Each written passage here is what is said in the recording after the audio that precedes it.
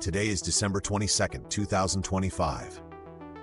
You're listening to the Exchange Daily, built for CIOs, CISOs, CTOs, and public sector and enterprise tech leaders who need the signal, not the noise. The big themes today are agentic AI moving deeper into the software supply chain, a new federal push to hire technical talent at scale, and a fresh reminder that modernization and security have to ship together. If you run platforms, budgets, or risk, you will hear a few concrete actions you can take this week. Let's get into it.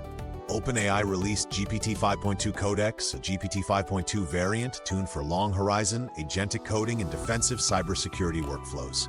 For technology leaders, this is a productivity unlock, but it's also a governance moment, because the fastest code is not always the safest code. If your teams adopt agentic coding, make sure you have clear controls for secrets handling, dependency hygiene, and code provenance, plus a policy on where sensitive internal repos can be used. If you already have a secure SDLC program, treat Codex like a new contributor and decide which repos, branches, and change types it can touch without human review. If you do not have that program, start with a narrow pilot. Log everything and require code review and security scanning on every AI-assisted change. Next, the Office of Personnel Management, or OPM, launched the United States Tech Force to recruit about 1,000 technologists for 2-year rotations inside agencies. The headline is hiring, but the real story is operating model, because a surge workforce can accelerate modernization only if agencies can onboard, assign, and retain talent in meaningful work quickly. If you're in government, start preparing now with role definitions, security clearance pathways, and a first 90-day plan that aligns new hires to measurable delivery outcomes.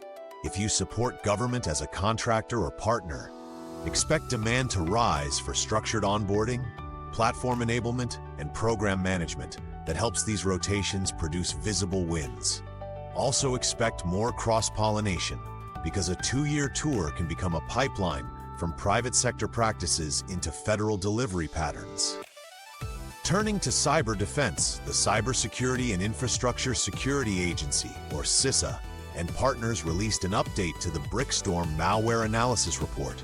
These updates matter because they often contain detection artifacts and practical guidance that can immediately raise your odds of catching an intrusion early. CISOs should treat this as a hunt and validate event, not a read and file event, because you want to know your visibility is real before you need it.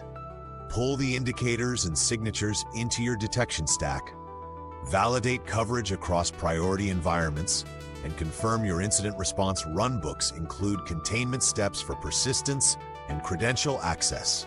If you're doing a tabletop exercise this week, measure time to triage and time to isolate, because that is where most organizations lose days they do not have.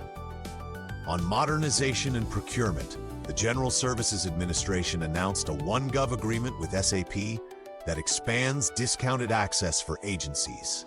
This is a reminder that contracting strategy is becoming a modernization accelerator, not just a purchasing step.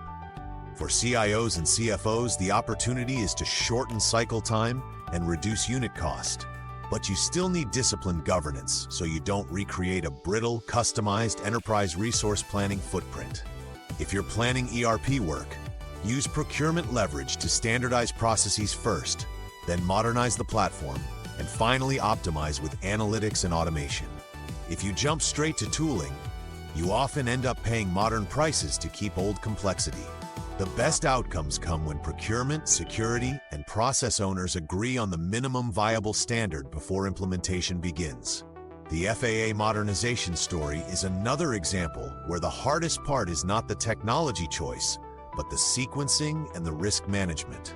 FedScoop reports that FAA leadership is rallying support for funding that would help move workloads to the cloud as part of air traffic control modernization. Mission-critical systems demand uptime and safety, so the lesson for any large enterprise is to modernize in slices, prove reliability, and keep rollback plans real, not theoretical. If you're running in similar critical environments, require reliability test gates, run game days, and ensure telemetry and incident response are mature before you migrate the next slice.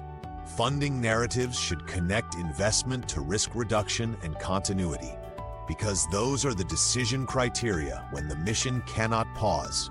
This is where program governance and engineering discipline either compound into momentum or collapse into delays. At the state level, Illinois is rolling out e-filing and remote hearings for the Court of Claims, replacing manual processes with digital workflows. The executive takeaway is that digitization can deliver fast value when it targets high-friction processes with clear cycle time gains for citizens and staff. If you lead a state or local modernization portfolio, use this as a template. Start with a service that has measurable delays, simplify the workflow, and build identity and records retention in from day one. The risk is not the software, it is change management, training, and clear definitions of what is now authoritative in the record. If you want quick wins, pick one workflow, instrument it, and publish a before and after metric so the organization sees the impact. That's how you earn budget and trust for the next tranche of modernization. Finally, the Government Accountability Office published GAO 26-107-895, focused on financial management, shared services, and the federal marketplace approach. The report highlights progress, but it also points to the practical challenges that slow adoption, like awareness, changing requirements, cross-functional coordination, and funding. For leaders, the key question is where shared services should be mandatory standardization versus where flexibility is needed for mission outcomes. If you're in a CFO and CIO partnership, map what can be standardized now, define a narrow exception process, and align budgets early so adoption is not voluntary in theory, but impossible in practice. The shared services model works best when the service catalog is clear, onboarding is fast, and performance metrics are transparent. If you want better audit posture and lower operations cost, this is the path, but it requires governance that is both firm and pragmatic. That's the exchange for today. If you want the source links and a clean set of show notes you can forward to your team, check the companion post. If you want to be part of how this newscast is built, reach out at podcasts@metarisolutions.com. Thanks for listening to today's Exchange Daily. We'll talk tomorrow.